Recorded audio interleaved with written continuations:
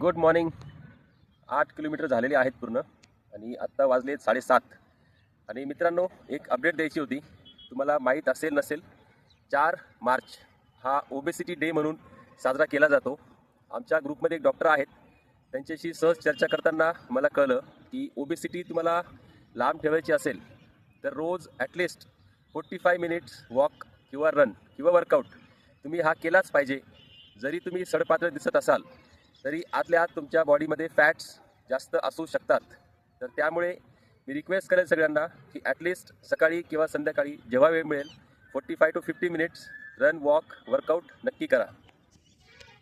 आणि मित्रांनो, सकाळी जेव्हा मी आलो इथे रेस कोर्सला तर प्रचंड थंडी होती. ते नक्की कळत नाही आहे की हिवाळा आहे की उन्हाळा आहे. ते रात्री झोपताना भरपूर गरमी आहे, दुपारी भरपूर ऊन पडतं आहे. पण इथे पहाटे जेव्हा आलो साधारणतः 5:30 वाजेला तर भरपूर थंडी होती आणि मी हा ड्राय फिट घालून आल्यामुळे मला चांगलंच गार लागला आज.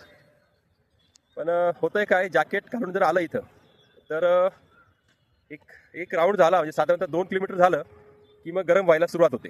त्यामुळे ते न घातलेलंच बरं. उगीच ते कॅरी करायला खूप जड जातं मग.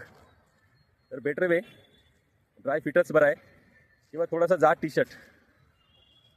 आणि मित्रांनो, माझे व्हिडिओ तुम्हाला आवडत आहेत नाही आवडत आहेत नक्की सांगा, कमेंट करा, चॅनलला सबस्क्राईब करा आणि व्हिडिओ लाईक करून व्हिडिओला शेअर करा. आणि अजून तुम्हाला कुठल्या टॉपिक्सवर माहिती हवी असेल फिटनेसबद्दल किंवा पुणे सिटीबद्दल तर मला नक्की कमेंट करा. आणि मित्रांनो, मी बाय प्रोफेशन रिअल इस्टेटमध्ये काम करतो.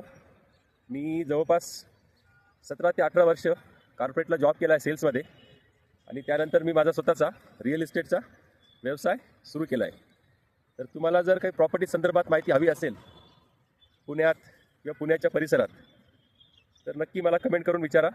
तुम्हाला मी नेक्स्ट व्हिडिओमध्ये त्याबद्दल माहिती देईल.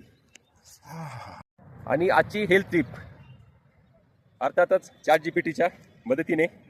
ChatGPT म्हणतं आहे की 30 मिनिटाचा brisk walk can keep your heart disease away आणि it can boost your mood, it can improve your metabolism, it can improve your daily